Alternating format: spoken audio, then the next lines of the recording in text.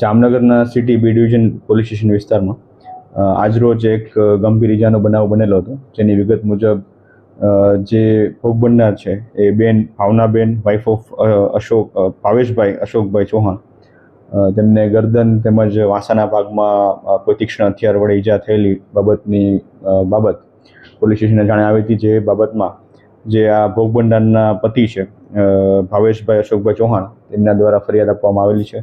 અને આ જે ભાવનાબેન જે ભોગ બનનાર છે એ આ કામના આરોપી જે મુકેશભાઈ ત્રિભુવનભાઈ અગ્રવાલ પટેલ કોલોનીમાં રહેવાસી છે, એમના ઘરે ત્યાં ઘણા સમયથી કામ કરવા જતા હોય, કોઈ કારણોસર આજે ત્યાં એમના ઘરે ગયેલા હોય ને ત્યાં બોલાચાલી થતાં આ પ્રકારનો બનાવ બનેલો હોય. જે બનાવમાં ભાવનાબેનને ગળાના તેમજ વાસાના ભાગે તીક્ષ્ણ હથિયાર વડે ગંભીર ઈજા પહોંચેલી હોય. તો આ બાબતની ફરિયાદ Jamnagar city B division police સ્ટેશનમાં નોંધાયેલી છે અને આગળની તપાસ માટે સિટી બી ડિવિઝન પોલીસ સ્ટેશનનો સર્વેલન્સ સ્ટાફ તેમજ અન્ય સ્ટાફ, ચોકીનો સ્ટાફ બધો લાગેલા છે. અને હાલ આ બેનની પણ ભોગ બનનાર જે છે એમની પણ સારવાર ચાલુ હોય, આગળની તપાસ ચાલુ છે.